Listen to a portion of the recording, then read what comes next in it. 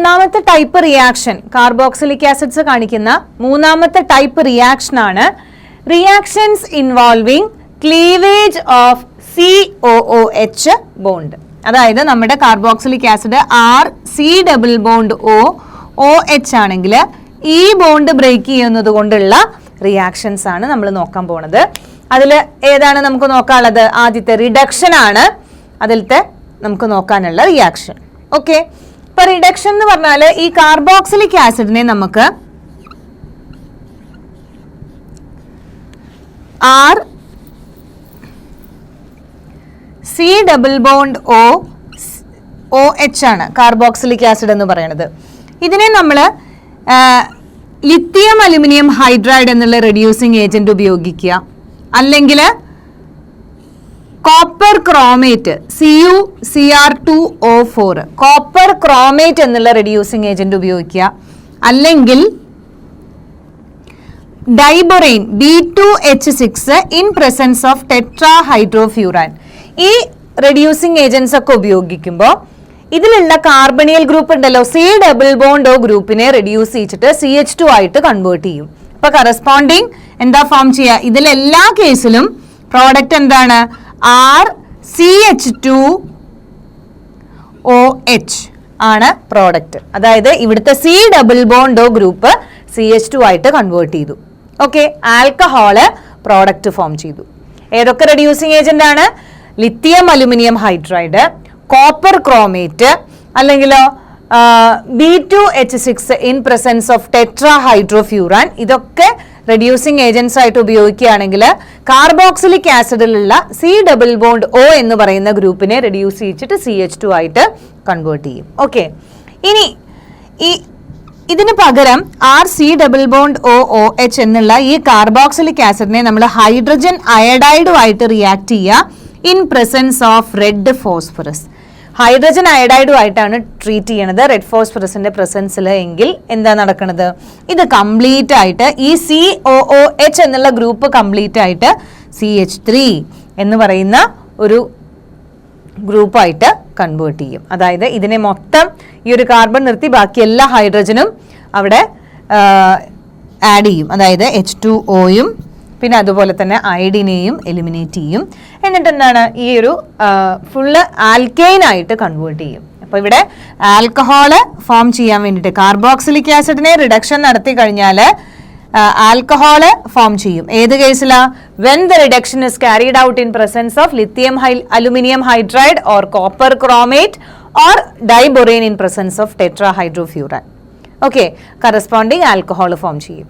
Okay, ഇനി ഈ reduction നമ്മൾ എന്താണ്? ഹൈഡ്രജൻ അയഡൈഡിന്റെ പ്രസൻസിൽ, അല്ലെങ്കിൽ റിഡക്ഷൻ നമ്മൾ hydrogen iodide in presence of red phosphorus ആണ് നടത്തണമെങ്കിൽ കറസ്പോണ്ടിങ് ആൽക്കെയിൻ ആയിട്ട് കൺവേർട്ട് ചെയ്യും. അങ്ങനെയാണെങ്കിൽ നമുക്ക് കുറച്ച് റിയാക്ഷൻസ് നോക്കാം. ഇപ്പോൾ ഏതാണ്? CH3COOH. ഇവിടെ നമ്മൾ എന്താ ഉപയോഗിക്കുന്നത്? Lithium aluminium hydride. അപ്പോൾ നമ്മുടെ പ്രോഡക്റ്റ് എന്താ ഫോം ചെയ്യുക? CH3, നമുക്കറിയാം C≡O പകരം CH2 ആയിട്ട് കൺവേർട്ട് ചെയ്യും. CH2OH പ്രോഡക്റ്റ് ഫോം ചെയ്യും. ഇനി അടുത്തൊരു റിഡക്ഷൻ ആണ് C6H5COOH. ഇത് നമ്മൾ കോപ്പർ ക്രോമേറ്റ് CuCr2O4, അതായത് റിഡക്ഷൻ H2ന്റെ പ്രസൻസിൽ ഹൈഡ്രജനുമായിട്ട് എന്താണ് റിയാക്ട് ചെയ്യിക്കുകയാണ്. അപ്പൊ അങ്ങനെയാണെങ്കിൽ എന്താ നടക്കുക? റിഡക്ഷൻ എന്ന് പറഞ്ഞാൽ അഡീഷൻ ഓഫ് ഹൈഡ്രജൻ ആണ്. അപ്പൊ പ്ലസ് H2 എന്ന് തന്നാലും സംശയിക്കരുത്. റിഡക്ഷൻ എന്ന് പറയുമ്പോൾ അഡീഷൻ ഓഫ് ഹൈഡ്രജൻ ആണ്. അപ്പൊ ഇതുമായിട്ട് റിയാക്ട് ചെയ്യുമ്പോൾ ഇവിടെ ഇതും അതെ കോപ്പർ ക്രോമേറ്റ് ആണ് റെഡ്യൂസിങ് ഏജന്റ്. അപ്പോഴും C≡O എന്ന് പറയുന്ന ഗ്രൂപ്പ് CH2 ആയിട്ട് കൺവേർട്ട് ചെയ്യും. അപ്പൊ C6H5CH2OH കറസ്പോണ്ടിങ് ആൽക്കഹോൾ ഫോം ചെയ്തു. ഇനി അടുത്തൊരു എക്സാമ്പിൾ ആയിട്ട് CH3CH2COOH ആണ്. അതായത് പ്രൊപ്പനോയിക് ആസിഡ് ആണ്. പ്രൊപ്പനോയിക് ആസിഡിനെ നമ്മൾ ഡൈബൊറൈനുമായിട്ട് റിയാക്ട് ചെയ്യിപ്പിച്ചു, അല്ലെങ്കിൽ ഡൈബൊറൈൻ ഇൻ പ്രസൻസ് ഓഫ് ടെട്രാഹൈഡ്രോഫ്യൂറാൻ ആണ് റിയാക്ട് ചെയ്യിക്കണമെങ്കിൽ എന്തായിട്ടാണ് കൺവേർട്ട് ചെയ്യുക? CH3CH2 ഈ C≡O CH2 ആയിട്ട് കൺവേർട്ട് ചെയ്യും. അപ്പോൾ CH2OH ഫോം ചെയ്യും. ഓക്കെ, ഇനി അടുത്ത കേസിൽ നമ്മൾ വേറൊരു എക്സാമ്പിൾ നോക്കുകയാണ്. CH3COOHനെ we are treating with hydrogen iodide in presence of red phosphorus. അപ്പം എന്താണ് ഉണ്ടാവുക? ഇതിനെ മൊത്തം മാറ്റിയിട്ട് അവിടെ CH3 ആവും. അതായത് CH3 ഇവിടെ എത്ര കാർബൺ ആറ്റംസ് ആണോ ഉള്ളത് അത്രയും കാർബൺ ആറ്റംസ് വരുന്ന ആൽക്കെയിൻ ആയിട്ട് കൺവേർട്ട് ചെയ്യും. അപ്പം ഇതാണ് നമ്മുടെ റിഡക്ഷൻ റിയാക്ഷൻസ്. അടുത്തത് അതായത് COH ബോണ്ട് ക്ലീവ് ചെയ്തിട്ടുള്ള റിയാക്ഷനിൽ രണ്ടാമത്തെ റിയാക്ഷൻ വരുന്നതാണ് ഡീകാർബോക്സിലേഷൻ. ഓക്കെ, അപ്പോൾ ഇതിലെന്താ ചെയ്യണത്? സോഡിയം അല്ലെങ്കിൽ potassium salt of carboxylic acid എടുത്തു. RCOONA സോഡിയം സോൾട്ട് അല്ലെങ്കിൽ എന്താണ് ഇതിൻ്റെ പൊട്ടാസ്യം സോൾട്ട് എടുക്കണം. സോഡിയം അല്ലെങ്കിൽ പൊട്ടാസ്യം സോൾട്ട് ഓഫ് കാർബോക്സിലിക് ആസിഡിനെ എന്തുമായിട്ട് ട്രീറ്റ് ചെയ്യിക്കുകയാണ്? സോഡ ലൈമുമായിട്ട് റിയാക്ട് ചെയ്യിക്കുക. സോഡ ലൈമുമായിട്ട് റിയാക്ട് ചെയ്യുമ്പോൾ ഇവിടുന്ന് എന്താ പറയുക, ഈ കാർബൺ ഡയോക്സൈഡ് എലിമിനേറ്റ് ചെയ്ത് പോവും. എന്താണ് ഫോം ചെയ്യണത്? കറസ്പോണ്ടിങ് ആൽക്കെയിൻ ആണ് പ്രോഡക്റ്റ് ആയിട്ട് ഫോം ചെയ്യണത്. അപ്പോൾ നമുക്കത് ഒന്നുകൂടി ക്ലിയർ ആയിട്ട് എന്താ റിയാക്ഷൻ നടക്കണത് എന്ന് നോക്കാം. RCOONA sodium salt of carboxylic acid. Soda lime എന്ന് പറയുമ്പോൾ it is A mixture of sodium hydroxide and calcium oxide. അതിൽ നമ്മൾ ഹീറ്റ് ചെയ്തു. അപ്പോൾ ഇവിടെ നോക്കൂ, ഈ രണ്ട് NA മോളിക്യൂൾസ്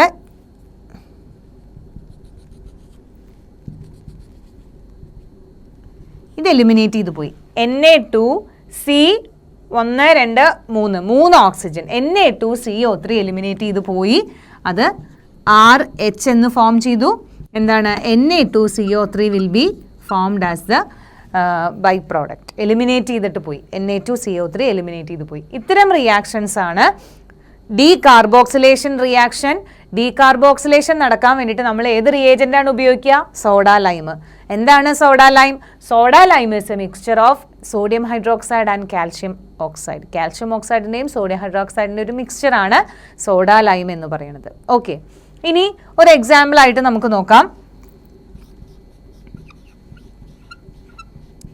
CH3COOH അല്ല, CH3COONA. It is reacted with soda lime.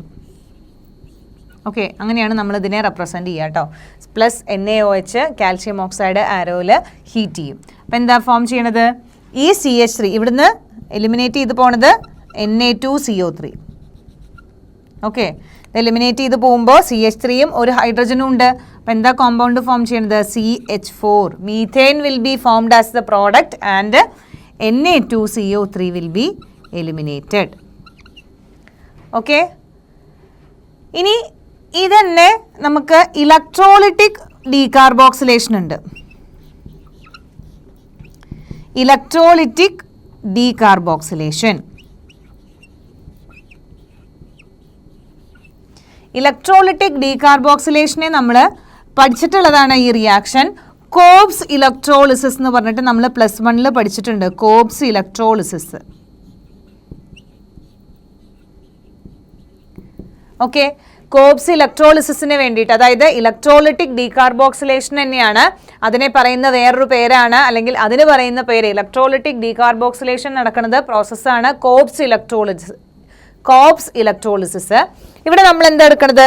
Sodium അല്ലെങ്കിൽ potassium salt of carboxylic acid തന്നെയാണ് എടുക്കുന്നത്. 2CH3COOK എടുത്തു. അപ്പോൾ ഇത് നമുക്കറിയാം എങ്ങനെയാണ് അയണൈസ് ചെയ്യുക? CH3COO- K+ ആയിട്ടാണ് ഇത് അയണൈസ് ചെയ്യുക അല്ലേ? അപ്പം ആനോഡ് എന്തുണ്ടാവും? നമുക്കറിയാം ആനോഡിൽ എന്താ നടക്കുന്നത്? ആനോഡിൽ ഓക്സിഡേഷൻ ആണ്. അപ്പോൾ CH3COO- ഓക്സിഡേഷൻ എന്ന് പറഞ്ഞാൽ റിമൂവൽ ഓഫ് ഇലക്ട്രോൺസ് ആണ്.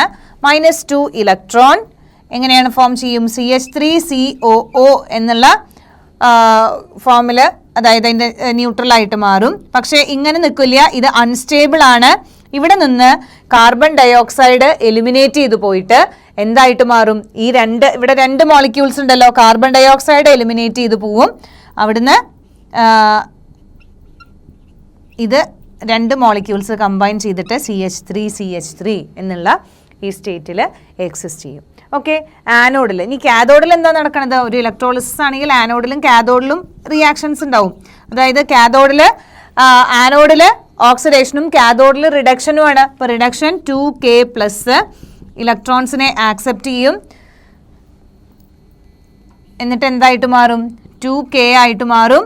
ഇത് വാട്ടറിൻ്റെ പ്രസൻസിൽ എന്തായിട്ടാണ്? KOH ആയിട്ട് കൺവേർട്ട് ചെയ്യും. അപ്പം ഇവിടെയും ആസിഡ് നിന്ന് എന്താണ് ഉണ്ടായത്? സോഡിയം അല്ലെങ്കിൽ potassium salt of carboxylic acid നിന്ന് ആൽക്കെയിൻ പ്രൊഡ്യൂസ് ചെയ്യാൻ വേണ്ടിയിട്ടാണ് ഉപയോഗിക്കുക.